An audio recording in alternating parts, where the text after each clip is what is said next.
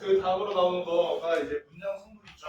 문장 성분에 그 주 성분이 있고 그다음에 부속 성분이 있고 독립 성분이 있어요. 자, 근데 주 성분 이거는 그냥 간단하게 외우고 넘어가야 됩니다. 주 성분 하면 4개. 주어, 목적어, 서술어, 보, 주, 서, 목, 보 이렇게 되네요 지금 그죠? 주어, 서술어, 목적어, 보 이거는 외우고 넘어가야 됩니다. 간단하게. 자, 문장의 골격을 이루는 성분이다. 그리고 부속 성분이 있는데 부속 성분은 그 부속 성분이라고 하는 것이 뭐냐면 수식하는 성분이다. 거기 써있죠. 수식하는 성분이다. 그럼 주 성분은 골격을 이루는 거, 주서, 목보. 부속 성분은 이거 수식하는 거. 그럼 부속 성분 안에는 2가지가 들어갑니다. 관용어랑 부사어가 있다. 자, 그러면 이 관용어랑 부사어라고 할 때 그 오른쪽에 써볼게요. 이 부속 성분이라고 하는 것은 기본적으로 어디가 써는데 그렇죠? 여러분 부속 성분은 기본적으로 그 생략이 가능합니다. 자, 이렇게 써고 갈게요. 부속 성분은 생략이 가능하다. 생략이 가능하다라고 하는 것이 생략이 다른 말로 하면 이제 쉽다라고도 됩니다. 그러니까 관용어라고 하면은 그 나는 꽃을 보았다라고 할 때 꽃을 보았다 이거랑 이제 비교되는 문장이 뭐냐면요. 나는 예쁜 꽃을 보았다. 자, 이 문장이 그 비교가 됩니다. 근데 여기서 꽃을 앞에 있는 요 예쁜 요것이 이제 우리가 관형어라고 해요.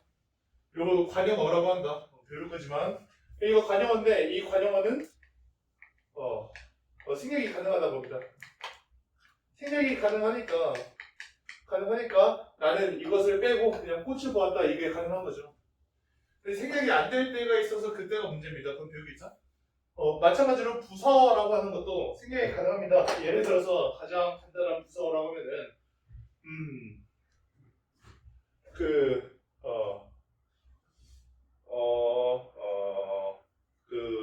집에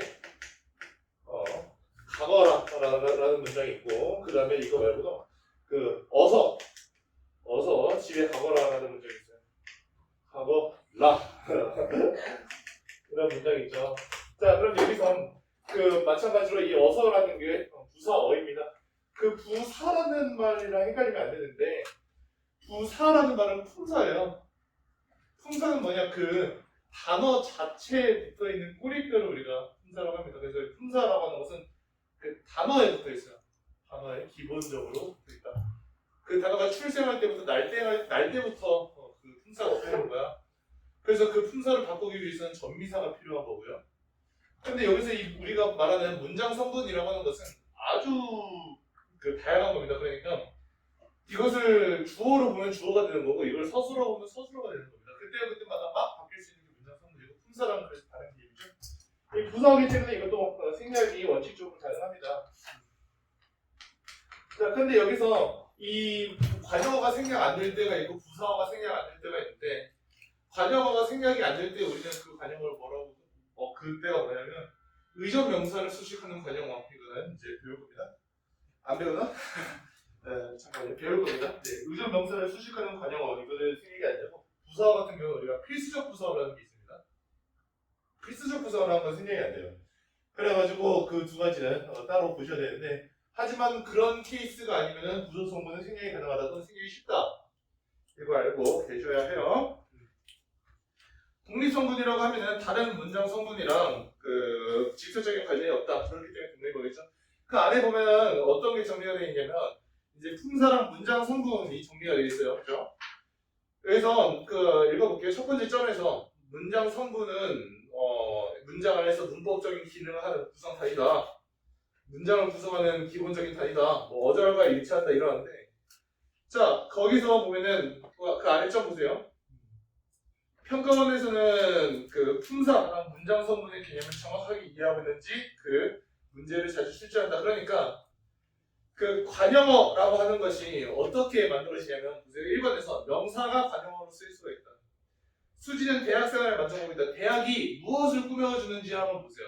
대학 이게 뭘 꾸며주죠? 생활 꾸며주는 말이야. 근데 생활이 뭐냐면 명사예요. 근데 근데 명사를 명사 앞에서 꾸며주는 말은 관형어거든요.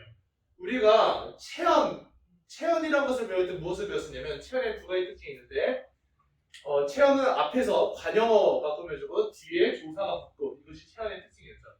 그러니까 그것을 역으로 말하면 체언을 꾸며주는 성분은 관형어라고 합니다. 그런데 여기서 대학이라고 하는 것이 생활, 명사니까 체언 안에 들어가죠. 그럼 기억을 되돌려보세요. 명사, 대명사, 수사 이거 합쳐서 체언이라 했으니까 이것은 명사니까 체언이죠. 체언 앞에서 체언 꾸며주고 있으니까 관형어라고 하는 겁니다. 자, 그러면 여기서는 관형어다. 그렇기 때문에 이건 관형사다라고 하면 안 되는 거예요. 관형사다라고 하는 것은 이것이 관형사라는 품사가 있잖아. 완전 그 품사가 있어가지고 뭐 새, 헛, 옛 이런 것들 있잖아요. 온갖 뭐 한 개, 두 개 할 때 한, 두 이런 것이 우리가 관형사였습니다. 관형어는 명사도 될 수 있고 그 아래 2번 것은 동그라미 2번 보이는 용언의 관형사형 이것도 배울 겁니다. 이것도 관형어가 될 수 있고 이 예쁜 목소리라고 하는데 이 예쁜입니다. 이게 바로 이 관형어예요. 이게 어떻게 이렇게 관형어가 되는지에 곧 알려줄 겁니다. 세 번째가 용언의 부사형이 부사어로 쓰인다. 이걸 보면은 그 부사형이 부사어로 쓰이니까 이것은 부사가 아닙니다. 헷갈리지 않게 조심해야 된다. 여기서 뭐 수지가 머리를 짧게 잘랐다라고 할 때 이 짧게는 부사가 아니에요. 부사어입니다. 그러면 얘 품사는 뭐냐? 라고 하면 이거는 형용사다. 그 아래 써있죠. 품사는 형용사고 문장 성분은 부사어다. 두 개가 일치하지 않는다는 겁니다. 당연히 그 초보자 같은 경우는 그냥 부사가 부사어가 되는 줄 알겠지. 그런데 그거는 일반적인 경우에 그렇고 이렇게 형용사가 부사어가 될 수도 있다. 왜? 라고 물어본다면 형용사라고 하는 것은 단어가 가지고 있는 그냥 이 하나의 그 특징이고, 오케이? 그리고 그 단어를 어떻게 쓰느냐에 따라서 서술어로 쓸 수도 있고 형용사니까 아니면 부사어로 쓸 수도 있고 관형어로 쓸 수도 있고 별짓을 다 할 수 있다는 겁니다. 뒤에 가서 문장을 많이 볼 거예요. 여기 주성분이라고 하는 것부터 볼게요. 우리가 그 주성분이라고 할 때 주어, 자, 주어라고 하면은 그 문장에서 이것저것의 주체가 되는 문장 성분입니다. 그런데 여기서 어떻게 돼 있냐면 동작 작용이나 상태 성질의 주체라고 이제 따로 돼 있죠. 그럼 여기서 주체 한번 동그라미 해볼까요? 동그라미 해볼까? 왜 이 주체에 동그라미 쓸 수 있냐? 이 주체라고 하는 건 나중에 우리 주체 높임법이라고 하는 것도 관련이 됩니다. 주체 높임법이라고 하면은 주어를 높이는 거거든요. 나중에 주어 높이는 게 주체 높임법이야. 그런데 왜 주체 높임법이 주어를 높이는 거냐면 주체라는 말이 주어라서 그래요. 근데 이게 문장이 둘로 쪼개져 있네. 어떻게 쪼개져 있냐면 동작 작용이나 상태 성질로 쪼개져 있단 말이야. 이게 왜 그런 거냐면 서술어에 따라서 갈리는 건데, 봐봐, 우리 서술어라고 하는 것은 그 용언이 보통 서술어가 되는데 기억을 되살려보면 되게 쉬운 거예요. 용언이 보통 서술어가 되는데 용언은 두 가지로 쪼개진단 말이죠. 이렇게 어떻게 쪼개지죠? 동사랑 형용사로 쪼개지죠. 잘 기억하고 있네요. 근데 동사는 동작을, 그 다음에 형용사는 상태 성질을 나타내니까 이걸 다시 보면은 동작이나 상태의 주체가 된다라고 하는 것은 그냥 동사의 주어거나 형용사의 주어다. 둘 중 하나가 이렇게 말하는 겁니다. 그 안에 보면 실현 형태라고 할 때 보세요. 체언 플러스 주격조사. 주격조사의 모습을 잘 기억해 두세요. 이가 깨서 에서.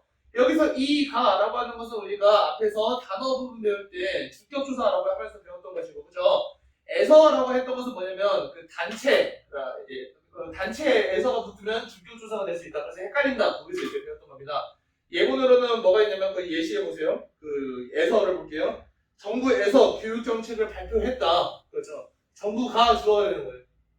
이것이 이제 어려운 문제 같은 경우는 학생들이 운동장에서 놀았다라고 하면 부사어, 그 에서는 부사어. 하지만 학교에서 정책을 발표했다 그러면 그때에서는 주격조사. 이렇게 이 에서가 주격조사, 부사격조사로 나뉜다. 그 다음에 여기 가운데 있는 깨서라고 하는 것은 이거는 무엇과 관련이 있냐면 주체높임법과 관련이 있습니다. 그 주체높임법의 주격조사입니다.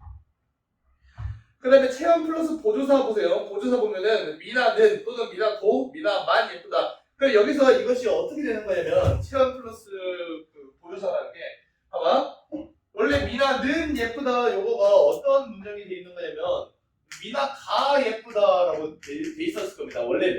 원래는 이 문장인데, 근데 이것이 보세요. 이 주격조사나 목적격조사 같은 것들은 그 뒤에 보조사를 붙여볼게요. 뒤에 보조사를 붙이면 어떻게 되냐?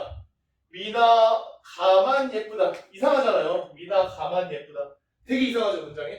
그래가지고 이 앞에 게 생략이 됩니다. 이렇게 생략이 돼요. 자, 그러면 이 뒤에 이 만이 뭔데? 이 만은 보조사입니다. 그 보조사 리스트가 뭐였냐면 는, 부만, 부터까지 밖에 마저 조차 뭐 이런 것들 되게 많았어요. 어쨌든 여기서 많은 보조사인데 보세요. 그러면 주격조사가 생략이 된 겁니다. 이것이 이제 모의고사나 수능에서 많이 나오기도 했었는데 어떤 식으로 나오냐면 보조사가 쓰일 경우 주격조사가 생략되기도 한다. 아니면 주격조사 없이 보조사가 붙어서 주어를 표시하기도 한다. 이런 식으로 나오기도 합니다. 그래서 보조사가 붙으면 주격조사가 생략된다는 점 알죠? 좋아요. 자, 그럼 이렇게 볼 수가 있고 그 다음에 체험 단독으로 쓰이기도 하고 명사절이 쓰이기도 하는데 이 명사절이라고 하는 건 사실상 지금 다룰 건 아닙니다. 다음에 다룰게요. 이게 주어예요. 간단하죠? 그 다음에 서술어. 자, 서술어라고 하면은 이 페이지 92쪽에 서술어라고 하면 문장에서 주어, 동작, 상태를 풀이하는 기능을 하는 문장 성분이다. 그러니까 문장 성분이잖아요. 그래서 동사가 서술어가 되면 주어의 동작 작용을 풀이할 것이고 그 다음에 형용사가 서술어가 되면 상태 성질을 풀이하겠죠. 그러면 그 아래 실현 형태에서 동사, 형용사, 체험 플러스 서술격 조사 이런 게 있고 서술절이 있었어요. 자, 여기서 동사 보면 아기가 웃는다. 아기가 웃는다에 는 붙어 있는 거 보이니까 이거는 동사죠. 자, 형용사가 붙으면 수지는 예쁘다. 이거 상태 성질을 나타내고 있죠.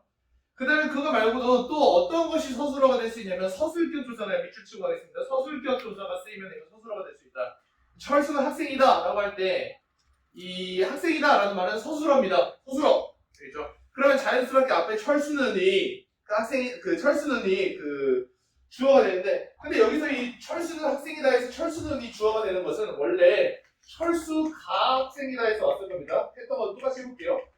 철수가 학생이다인데 여기서 보면은 이것이 학생이다. 학생의 품사는 뭐냐면요. 이것의 품사는 당연히 명사입니다.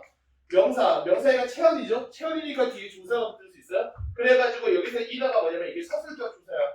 그래서 이 서술격 조사. 근데 우리가 격조사라는 것을 배웠는데 지금까지 뭐 주격 조사, 그다음에 목적격 조사 이런 걸 배웠단 말이에요. 주격 조사가 붙으면 주어가 됩니다. 목적격 조사가 붙으면 목적어가 돼요. 마찬가지로 서술격 조사라는 게 붙으면 서술어가 됩니다. 그냥 이건 서술어가 된 거야.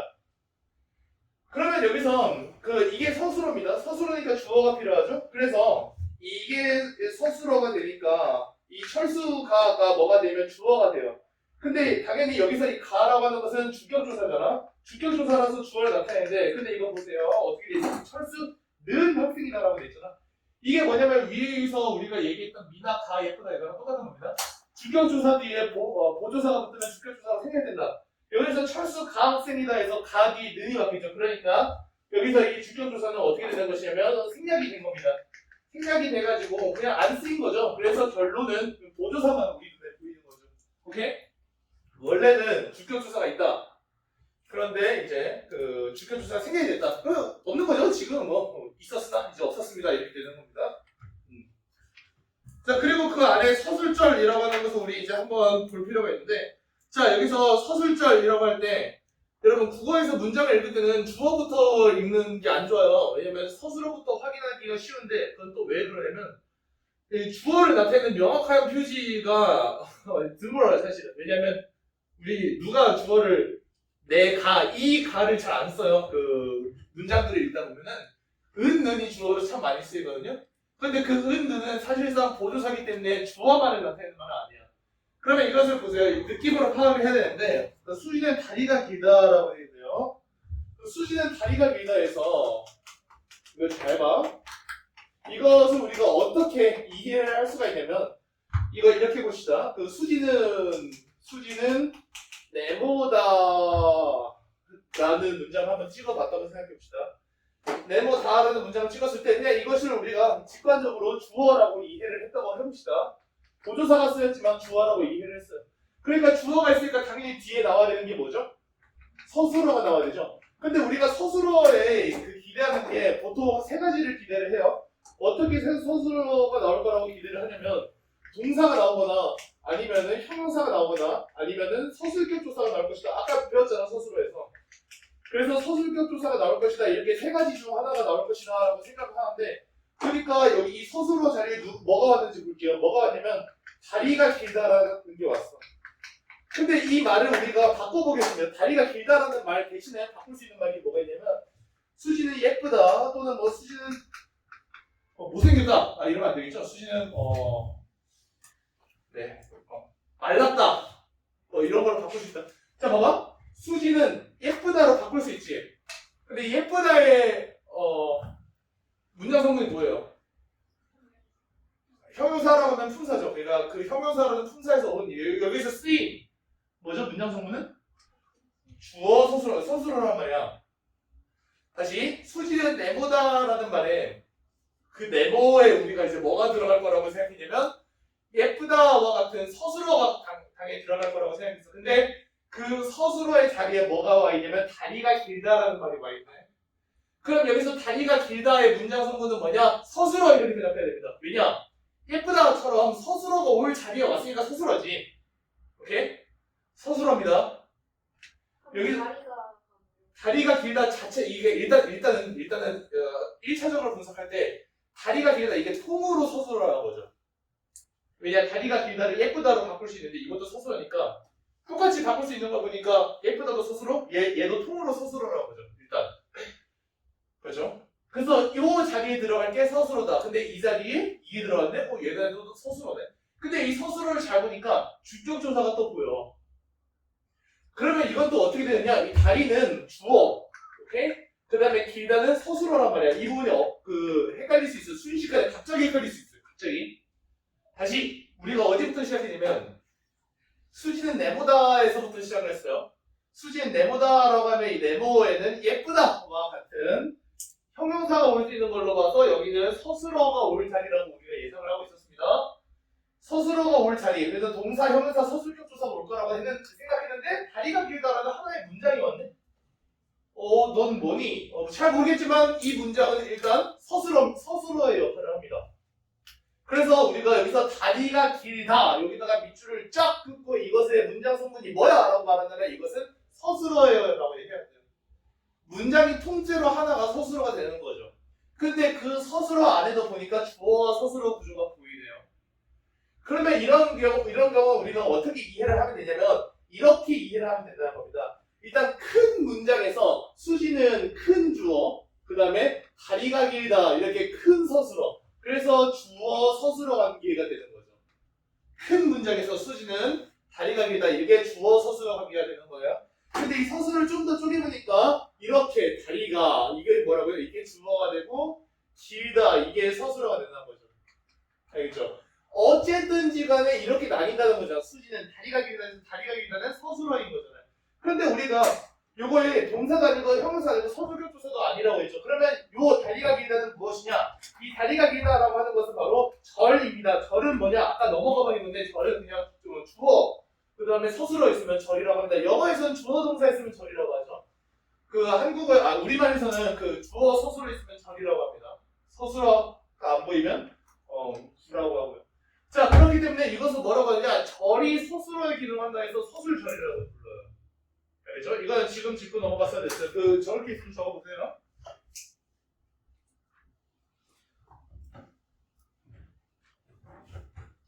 그래서 한 가지를 더 파악을 할 거거든요. 네.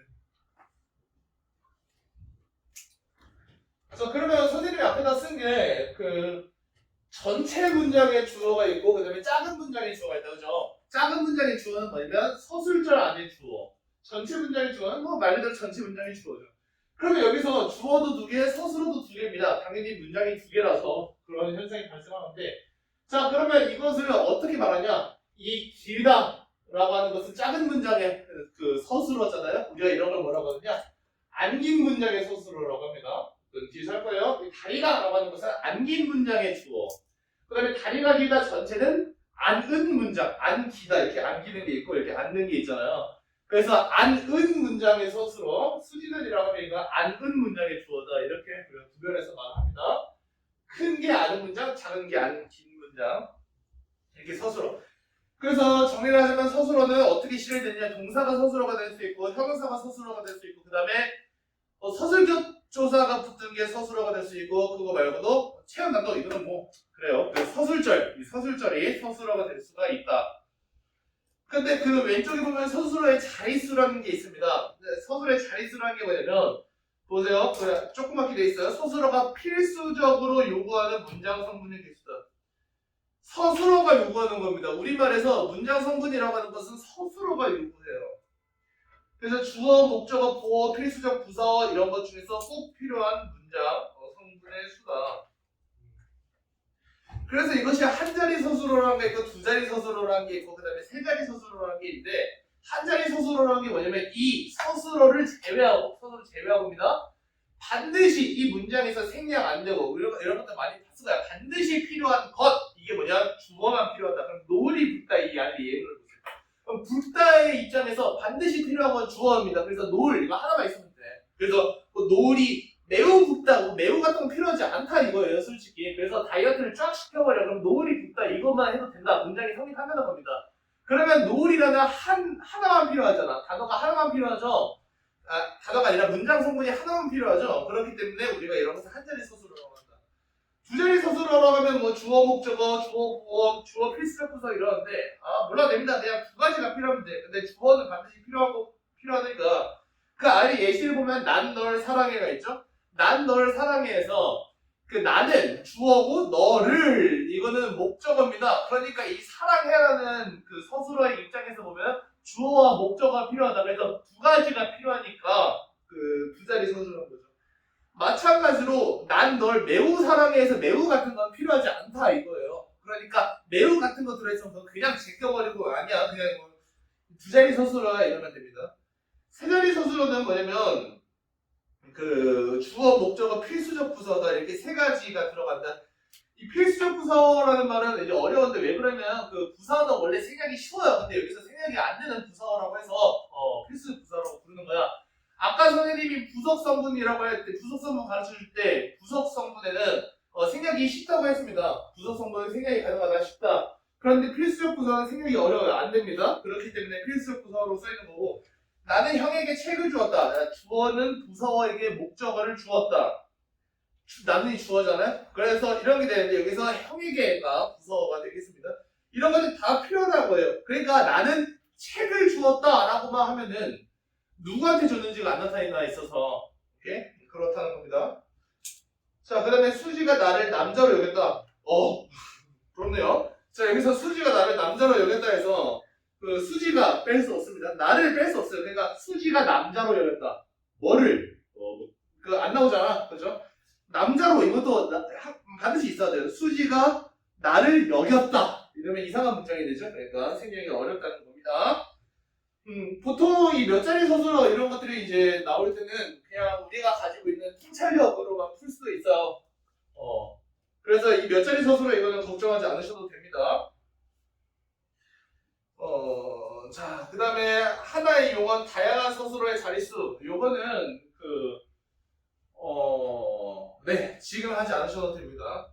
그럼 그 안에 목적어라고 하는 거 보시다 동그라미 3번에 목적어. 목적어라고 하면은 타동사가 쓰였다 몰라야 됩니다. 그냥 목적어가 어떻게 되어 있냐면 그 체언 플러스 목적격 조사. 자, 여기 목적격 조사 나오죠? 말 그대로 여기도 보조사가 나올 수 있는데 아까 그 주어가 이렇게 주격 조사가 생략된 거랑 마찬가지의 원리로 보조사가 붙었을 때 목적격 조사가 생략돼서 그래서 체언 플러스 보조사라고 쓰는 겁니다. 그다음 명사절 이거는 지금 할 필요가 없어요. 그래서 결론적으로는 체언 플러스 목적격 조사, 체언 플러스 보조사 이런 것들이라고 부르는 거죠. 그다음에 보어는 그 중요한 게 뭘까요? 서술어 되다 아니다. 되다 아니다 앞에 있는 것 중에서 뭐 주어를 제가 필수적 문장 성분 이렇게 말하는데 그러지 말고 그 되다 아니다가 붙어 있고 거기서 이제 보통 이 가를 붙일 만한 거, 오케이? 조사 이 가를 붙일 만한 문장 성분 그것이 이제 보어인데 아래 예문을 볼게요. 철수 안 돼요? 철수는 가수가 아니다. 이 가가 붙어 있죠? 되다 아니다 앞에서 그렇죠? 그 다음에 미니가 가수가 되었다. 되다 아니다 앞에서 이 가가 붙어 있단 말이야. 그러니까 이거는 가장 간단한 힌트야. 근데 보조사가 붙어 있을 수도 있잖아. 이것도 보조사가 이렇게 후룩 붙으면은 복격조사가 생략되어 버렸네요. 그렇죠. 복격조사가 생략되어 버렸는데 너는 친구도 아니야.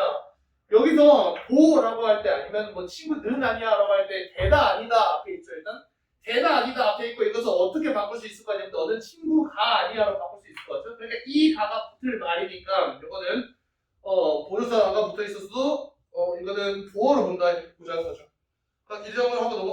93쪽부터는 확인 문제인데 이거는 선생님이 또 새롭게 아니 94쪽부터구나. 94쪽부터 있는 확인 문제는 새로이 또 답지를 배부할 테니까 풀어보세요.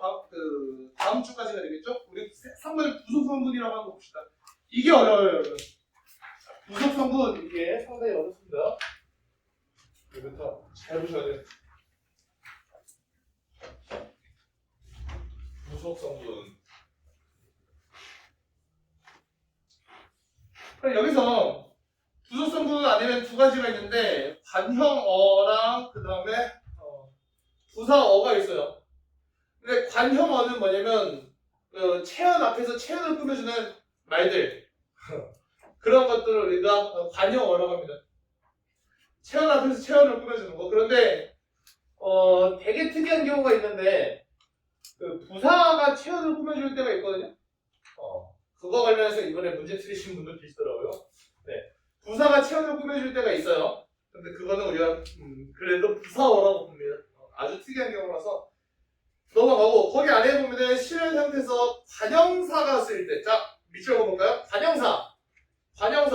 관형사가 쓰이면 우리는 그것을 관형어라고 한다. 왜 그러냐면 관형사는 체언 앞에서 체언을 꾸며주거든요. 오케이?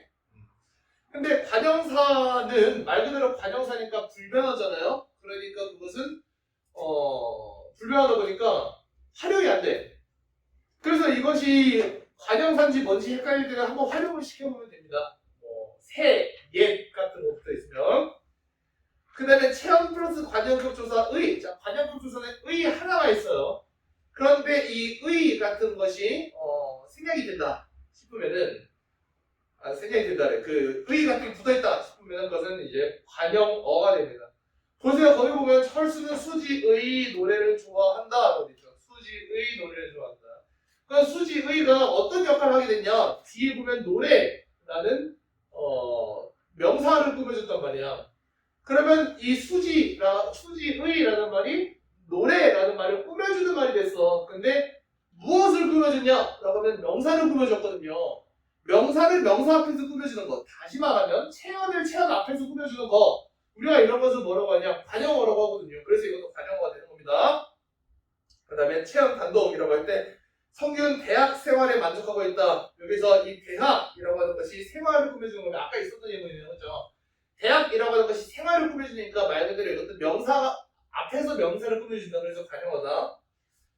용언의 관형사형이라고 하는 거 보세요. 용언의 관형사형이라고 하는 것이 이제 관형절이 되는데 수진의 예쁜 목소리를 가졌다 해서 예쁜이 관형사형이죠. 그 오른쪽에 보면은 우리가 관형사형 어미라는 게 있어요. 관형사형 어미가 과거, 회상, 현재, 미래, 추측 이렇게 해가지고 있는데, 자 우리가 보면은 관형사형 어미는 말 그대로 어미입니다. 그렇죠? 어미인데 우리가 이것을 볼게요.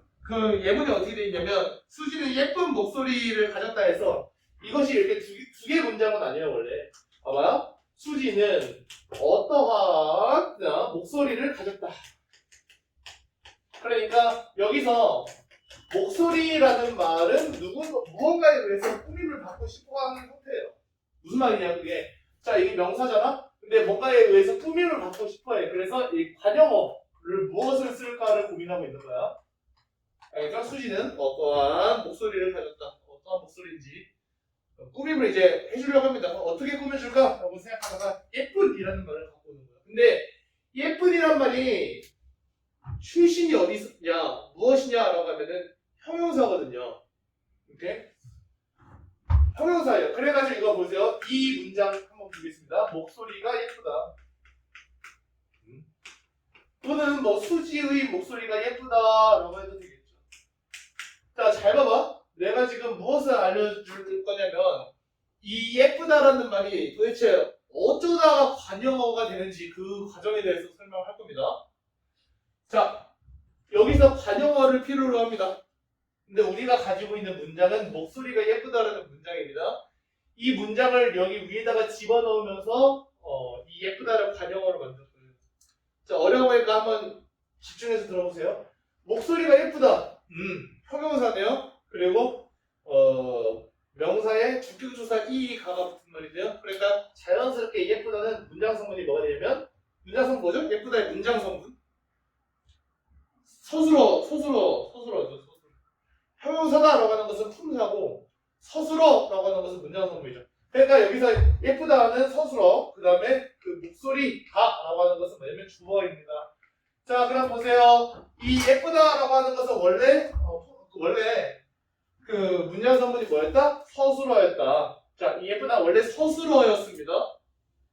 근데 이것을 우리가 합쳐볼 거야. 이 두 문자를 이렇게 쫙 하고 합쳐볼 거란 말이죠. 근데 이 합칠 때 어떻게 되냐면 이걸 위로 이렇게 집어넣어 볼게요. 왜냐면 관용어가 필요하다고 했잖아. 관용어가 뭐냐면 명사를 꾸며주는 말. 목소리를 어떤 말로 꾸며주고 싶어. 그래서 꾸며줄 건데, 그러니까 이 자리에 들어가야겠죠. 명사 앞으로. 그러면 이렇게 해볼게요. 자, 이것을 합치면 어떻게 되느냐. 수지는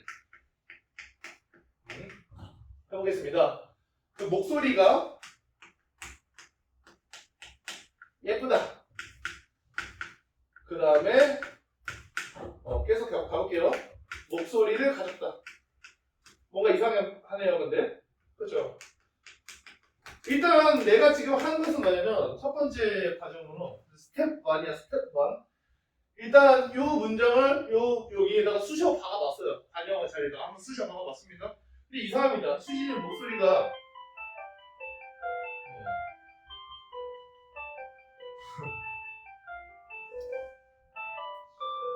쑤셔 박아보니까 이상해.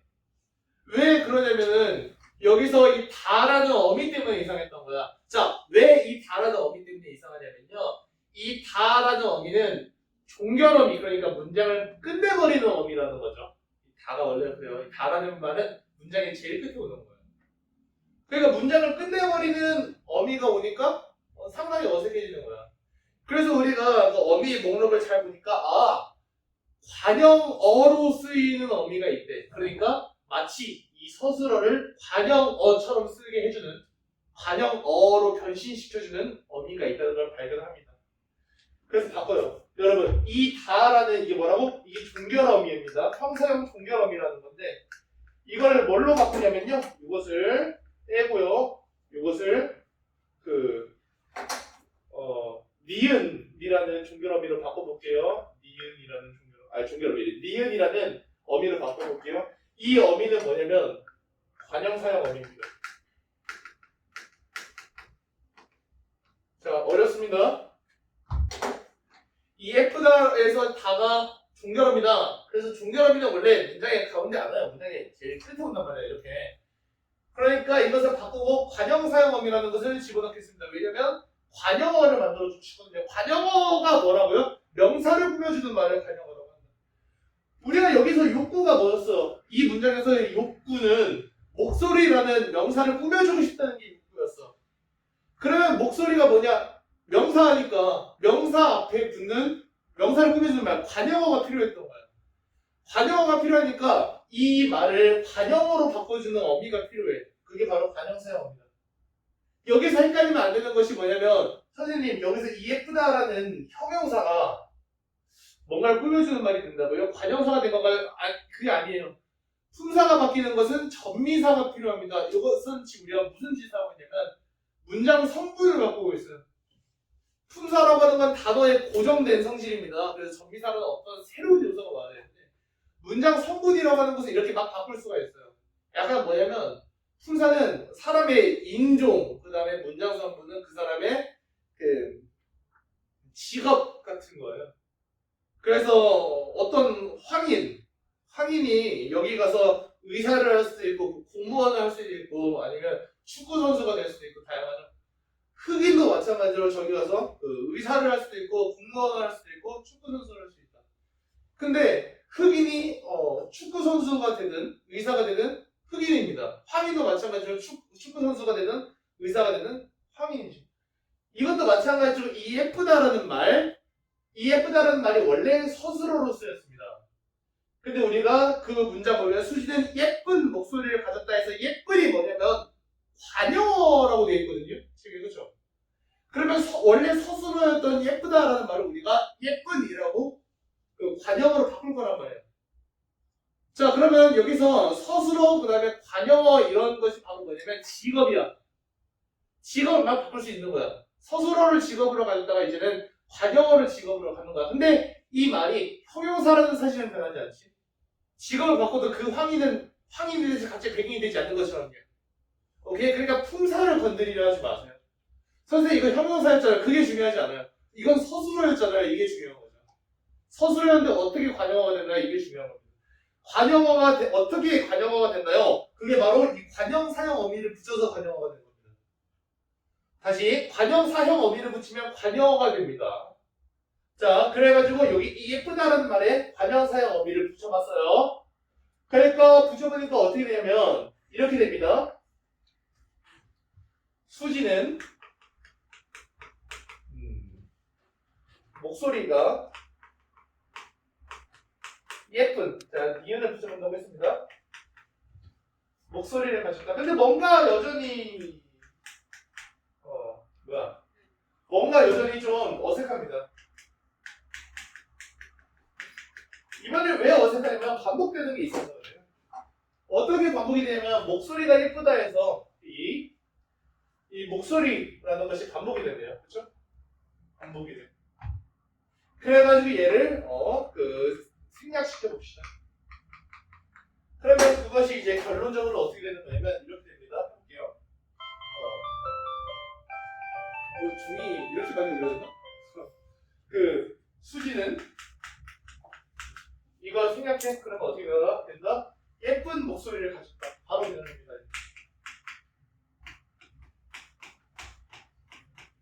우리가 지금 무슨 짓을 했는지 한번 볼까요? 이 결론이 되는 문장이 나왔어요. 무슨 짓을 했는지 그 단계별로 한번 생각을 해보죠. 첫 번째로 한 것은 뭐냐면 관용어가 필요합니다. 관용어가 필요하고 그래서 이 문장을 한번 가져와 봤습니다. 서술어였습니다. 서술어. 예쁘다라는 말은 서술어였어. 예쁘다는 서술어. 근데 이 서술어에 어떤 어미가 붙어있는지 봤더니 종결어미가 붙어있었어. 어색했어. 그래서 관형사형 어미를 붙였다. 그런데 그러다 보니까 생략되는 문장 성분이 있어서 이거에는 그 생략되는 문장 성분도 반복되는 문장 성분을 생략시켜버렸다. 그러니까 이게 되죠. 결론적으로 여기서 예쁜이라고 하는 말은 뭐다? 이것은 관형어다. 결론 예쁘게 지어놨네요. 네. 이것은 관형어다. 그러면 이 문장이 그 변화되는 과정에서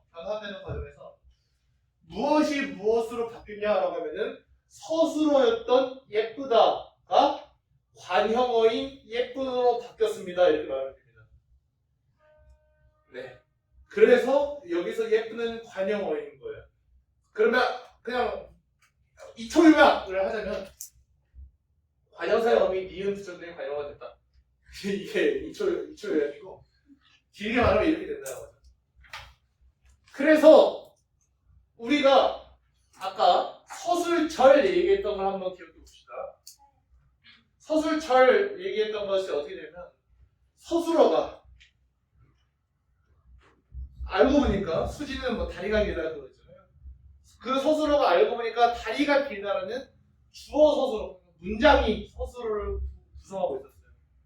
그러니까 깨달음을 얻을 수 있어요. 뭐 서술어, 목적어, 아니면 관용어 이런 것들은 이런 문장 성분은 반드시 단어 하나가 그것이 되는 게 아니라 문장 하나가 서술어가 될 수 있고 서술절, 문장 하나가 관용어가 될 수 있다. 자, 여기서 이 예쁜이라고 하는 것은 단어입니다. 하지만 문장이에요. 무슨 소리냐라고 하면은 여기서 예쁜이라고 하는 것은 그 그림을 그리자면 이렇게 된다는 거죠. 파란색 물줄이 여기 있다. 그림을 그리자면 봐봐. 이렇게 물이 찰랑찰랑 차오르고 있습니다. 무엇도 찰랑찰랑 되고 있죠. 여기서 빙산의 일각이었던 거예요. 이렇게 보이는 빙산의 일각. 자, 여기서 밖으로 보이는 건 예쁜이에요. 예쁜. 근데 왜 밖으로 예쁜밖에 안 보이냐면 목소리가 예쁜해서 이게 숨어 있다는 겁니다. 아래. 그러니까 여러분 봐봐. 여기서 이 예쁜이라고 하는 것은 문장입니다. 단어기도 하지만 뭐 예쁘다라 하나의 단어기도 하지만 따지면 문장이에요. 왜 문장이다? 원래 이것은 목소리가 예쁜이다. 목소리가 우리 눈에 안 보이는 것뿐이야 지금. 이것은 그냥 문장이야. 예쁜 문장이다. 억울하죠? 이게 왜 문장이라고? 이거 있잖아 이거. 그냥 우리가 잠깐 생략을 한 것뿐이야. 그럼 이건 문장이야. 그러면 우리가 이런 것을 뭐라고 하느냐? 이런 것을 우리가 관형절이라고 합니다. 아까 서술어가 되는 문장을 서술절이라고 했던 거 기억하세요? 이것도 마찬가지로 관형어가 되는 문장이다. 그래서 관형절이라고 한다. 이거는 관형절 문장으로 취급을 합니다. 이렇게 관형절에 의해서 관형어가 될 수 있다. 그래서 관형사형 어미라고 하는 것이 보면은 오른쪽에 있어요. 그래서 니은, 던, 는, 니은, 리을.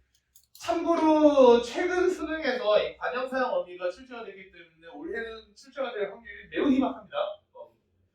그래서 이 관형사형 어미 하나하나를 시제로 외울 필요는 없어 보입니다. 네. 부서. 네. 왜요? 봐봐, 용언, 관형어, 다른 부사배가 온갖과 작품이 있다는 얘기예요. 문장이나 단어를 이어준다. 자, 근데 부사가 부사어가 될 수도 있어요. 거기 보니까 부사가 부사어가 될 수도 있어. 그 보면은 짜장면을 매우 자주 먹는다 라는 말에서 뭐 미친 건가?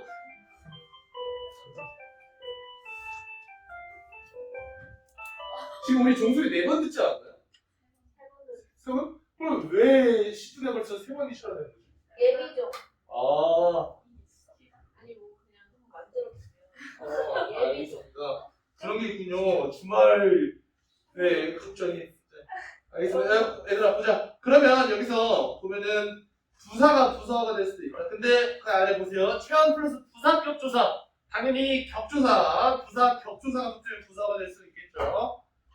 그 다음에 체언이 혼자서 부사어가 될 수 있는데 이 꽃 수지 주어 라고 하면 뒤에 애개가 붙을 수 있는 말 같아서 그래서 이것이 부사어다. 그 다음에 부사 플러스 보조사라고 할 때 고3이 잘 도는다. 보이시죠? 보면은 고3이 잘 도는다 해서 잘이 부사예요. 체크해 보시겠어요? 잘 부사. 그 다음에 도가 보조사입니다. 원래 부사 뒤에 대한 조사가 안 붙지만 하지만 이건 보조사잖아. 특이한 조사란 말입니다. 그래가지고 다 붙는 거예요. 네, 그 다음에 용언의 부사형 부사절이 있는데 보면은 수지가 머리를 짧게 잘랐다. 여기서 짧게를 보세요. 원래 짧게라는 말은 짧다에서 왔어요. 짧다. 그죠? 짧다에서 왔다고. 그러면 짧다에서 왔다면 짧다는 서술어니까 그 서술어에 주어가 있을 거다. 우리 아까 관형절 만들었던 거 생각해보세요. 짧다의 주어는 뭘까요? 그렇죠. 머리가 짧다가 되겠죠. 그럼 이것도 두 가지 문장이 짬뽕된 겁니다. 어떻게? 수지가 머리를 어떻게 잘랐다. 우리 관형절 만든다는 거 기억이 됩니다. 수지가 머리를 어떻게 잘랐다. 그 어떻게가 바로 부사어의 자리입니다. 그리고 거기에 또 어떤 문장이 있겠어요? 머리가 짧다라는 문장이 있겠죠. 머리가 짧다라는 문장이 여기 들어갈 때 짧다라는 그 다를 갖다 버리고 이렇게 다가 종결음이잖아. 다가 종결음이니까 갖다 버리고 그 종결음이 대신에 아까는 관형사형어미 넣었잖아. 지금 부사형어미 넣었습니다. 여기서 부사형어미가 개라는 거예요. 그래가지고 여기서 아까 관형어가 되는 거랑 마찬가지로 부사어가 되는 겁니다. 그런데 여기서 보면은 이런 것도 부사어입니다. 부사절입니다. 한번 보세요. 철수가 소리도 없이 사라졌다. 써보시죠. 자, 여기서 보면 철수가 소리도 없이 사라졌다 해서 이 소리도 없이 이거 자체가 어떤 문장이랑 비슷해 보이냐면요. 자, 이거랑 비슷해 보입니다. 뭐랑 비슷하냐? 소리도 없다. 랑 비슷해 보입니다. 자, 소리도 없다랑 비슷해 보일 때 여기서 이 도가 뭐냐면 보조사입니다. 근데 우리가 아까 주어가 어떻게 될 수 있냐면 보조사가 붙었을 때 주어가 될 수 있다 이 얘기를 했거든요. 그래서 이거는 보조사가 붙어서 주어입니다. 그러니까 여기서 소리도 없다 해서 이거는 또 어떻게 우리가 읽히냐면 주어 그 다음에 없다 서술어 이렇게 읽힌다는 거죠. 그럼 잘 봐봐. 주어 서술어가 만나 있으니까 이 소리도 없다라는 문장은 절. 근데 이 절이 소리도 없이 사라졌다. 어떤 짓을 하고 있냐면 사라졌다. 용언을 용언 앞에서 꾸며주고 있다. 용언을 용언 앞에서 꾸며주고 있으니까 이 말은 뭐냐면 부사어. 자, 그러면 여기서 절이 하나의 절이 부사어가 됐으니까 우리는 이것을 뭐라고 한다? 부사절 이렇게 얘기를 합니다. 이거에 대해서 더 자세히 다룰 수가 있어요. 그 뒤에 보면 아는 문장, 안기 문장 그쪽에서 더 자세히 다룰 거라 여기서는 이 정도 합니다. 자, 이런 것들이 부사가 됩니다. 마지막이네요. 오늘의 독립성분이 있는데 이 독립성분은 뭐냐면 직접적인 관련이 없다. 그래서 감탄사 이것도 이제 독립어 안에 들어가고 그 안에 보면은 체험 플러스 호격조사가 뭐냐면 부르는 말. 그러니까 야 누구야라고 할 때 수지야. 여러분 체험 플러스 호격조사 야야야 이 시어가 보이죠? 그럼 내가 너희들한테 질문 하나 하자. 조사는 품사를 바꿀 수 있는 기능이 있나요? 조사라고 했어요. 조사 이게 없어요. 왜냐하면은 품사를 바꿀 수 있는 기능은 누구한테만 있냐면 전미사에게만 있습니다. 그러면 체험 플러스 호격조사 아야 이시어가 있을 때 이 호격조사라고 하는 것은 앞에 있는 체험에 품사를 감히 바꿀 수 없어요. 그러면 우리 이 두 번째 칸 체험 플러스 호격조사 요거에서 요거는 그 품사가 뭐가 되냐? 이것은 말 그대로 체험입니다. 헷갈리면 안 되는 게 그 오른쪽 예시를 봐봐. 수지야 열심히 공부해 수지야. 이거의 품사는 뭐냐? 그냥 체험에 조사 붙어 있는 것을 지나지 않아요. 이건 감탄사가 아니라는 거야. 근데 위에 보면 어머나 내가 합격했네. 네 알겠습니다. 아니면 그냥 부르는 말고 야 이리 와. 이런 거 있잖아요. 그래서 야 같은 거 그런 것들이 감탄사입니다. 알겠죠? 여기 아래 두 번째 칸에 있는 건 체험입니다. 그 다음에 세 번째, 네 번째 체험단도 제시어 이건 중요하지 않습니다. 자, 그 숙제를 줄게요. 선생님. 네. 소리도 없이 할 때 네. 이거는 좀 부사하고 이건 부사 의미가 아닙니다. 이건 그거는 뒤에 부사절 따로 나오는데 그때가 나올 거예요. 이거는 부사판은 전미사인데 전미사가 절을 이루는 특이한 경우 그러니까 이건 다시 알려줄 겁니다. 우리 그 내일까지 숙제가 있는데 적어요. 왜냐면 하루치 숙제이기 때문에 매우 적습니다. 자, 숙제는 어디까지냐면요. 그 98초까지 풀어오는 거. 매우 적어요. 내일 채점하고 시작합시다. 98초까지 숙제. 자, 내일 봅시다.